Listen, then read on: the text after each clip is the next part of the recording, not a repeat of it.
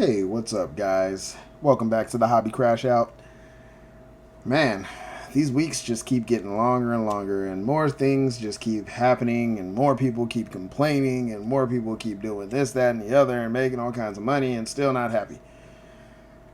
Ken Golden, seriously? What was that? I get it. You're a businessman. You have emotions, and sometimes you express them when you probably shouldn't. You made so much money off of that card. And yet, you still want to sit here and get upset when you get people who criticize. I get people who criticize all the time. Criticize me at my job, criticize me in my life. You know what I do? I ignore it. See, it's that easy. You can block it. You can delete it. You don't even have to worry about it. Now, since then, you've taken down that video of you having a total meltdown and trying to say that poor people can't shop on your page. I've actually shopped on your page. There's a lot of stuff that I find interesting, but being that I'm a poor person, couldn't afford anything. So I left. I deleted your app, and I haven't tried to buy anything on there anymore because it's not for me. Maybe it's not for anybody. There's a certain group of people who can afford it, especially people that you probably planted there, allegedly. But where am I to say what had happened and exactly the situation that had occurred? Don't listen to the critics, man. It's really not that hard. Just like when you're an actor, you don't read the reviews. You don't want to hear the negativity. Just avoid it. Now, you did side yourself with somebody who's a bit of a savory character who has done some very lucrative things for himself. That, on the other hand, most people are going to look at and kind of feel like it was. We're not going to make any assumptions or anything. But good on you, my friend. You have just made the Pokemon market so much higher than what it really needs to be. Just found out that earlier this morning, we ended up having another location over in Southern California that was broken into. What were they stealing? I didn't take the time to read the article. Pretty sure it was Pokemon cards. But I digress. Ken Golden, you're a great guy. I one day hope to meet you, maybe have a conversation, figure out what your most disappointing moments in social media might be. But yeah, congratulations. I'll give you that much. So, I keep telling everybody that I was going to update my story about my PSA situation that I've had. So just to give you a recap, recently, as of July of last year, put in some cards to be graded for a PSA. Now, I trust the location that I take them to. Great guy. Story's awesome about how he got the location. And I was a little concerned, probably around November, when I found out that nothing had come back.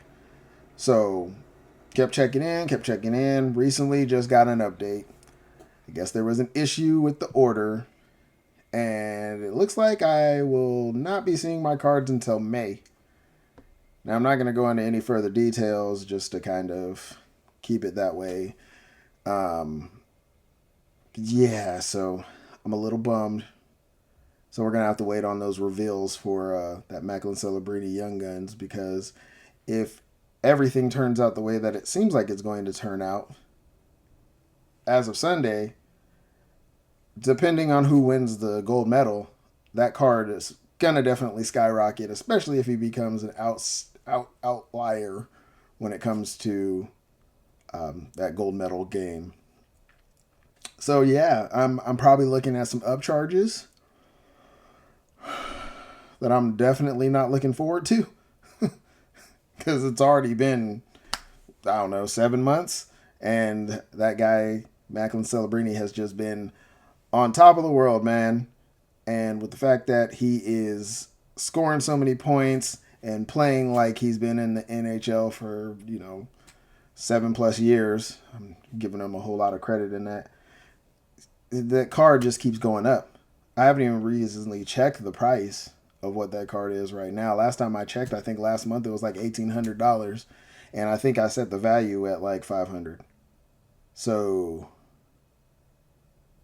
yeah, we'll be seeing how much I'm gonna have to pay to get that card back, being that they're probably gonna hold it hostage before I can even see the thing.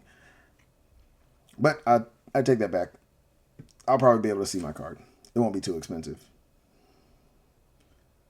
But I did have a theory, or should I say a solution, possibly, to the PSA situation.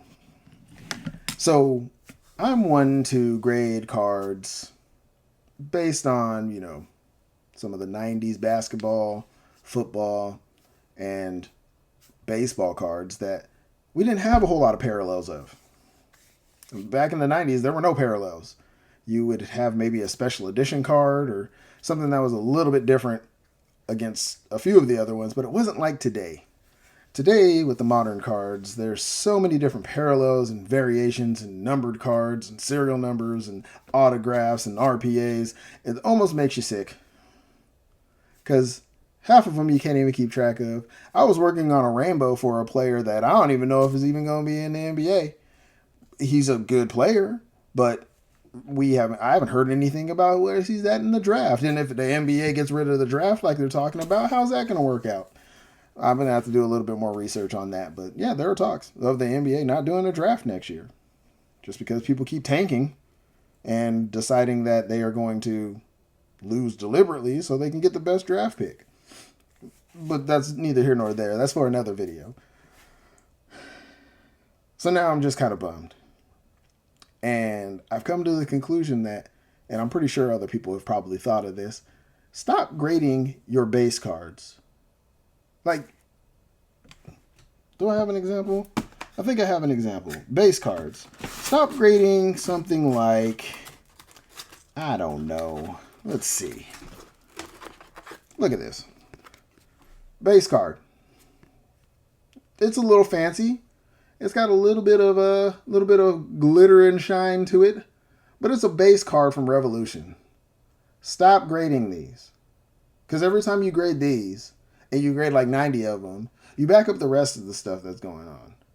Because everybody else is trying to get their cards graded, especially the ones that are worth something. Now, me, myself, I have cards that are worth something, but I'm a collector, so I hold on to them for a rainy day, just in case anything happens and I need to make a little extra money. But if we stop grading our base cards and tone it down on the Pokemon cards, because good God, I've never seen so many Pokemon cards being turned in. And are any of them, like, I know they're worth some value, but that's a whole lot of Pokemon cards. We just got to tone it down, guys. Because that's why, which makes no sense to me, they're raising the prices and they're upping the turnaround times. Which, if you really think about it, in most businesses, especially in retail, I don't think I've ever been in a position where I have worked at a place where they said, hey, we're going to charge people more and we're going to take longer because we have too much business. Doesn't sound like a strict business model to me. Like, that sounds kind of weird. Sounds like it's something that definitely should not be done. Because every job that I've ever worked at, when we got busy, what do? We hired more people. We put in harder work. We did the stuff that was necessary. Now, they say that they're going through a training process when it comes to grading. That must be changed since 2024, when I had applied and done their steps and their processes. Maybe I just didn't get that far. Maybe I just got into the beginning of everything and they had a little bit longer for me to be able to be trained, but who knows? So that's my theory, folks. I think that we just need to stop sending in base cards, stop sending in cards that have no actual value to them, and only send in the cards that have a value to them that are worth it. Because in the end, you're just going to get back, a base card 10 that's going to be worth what? It went from $2 to $7, maybe 10. If you're lucky, maybe 12. So that's my plan. That's my thought. That's where I'm going to go with it. I'm just going to start sending in cards from the 90s that actually have some value to them. And then the modern ones, I'll only send in like numbered cards. Maybe even send in some rookie cards of new players, but not base. Like something that is rare. Something that actually has some value to it. Because base cards, I'll tell you right now, most of those do not have a whole lot of value to them. So yeah, that's my ramble for this week. Not much of a crash out. I'm doing this a little late. I think I might have a even bigger crash out for you guys later. But stay safe. Buy the card, not the grade, and collect what you like. Because in the end, it's going to be what you want to see. Unless you plan on selling it, then, collect what you think is going to make some money. I'll see you guys later. Take it easy.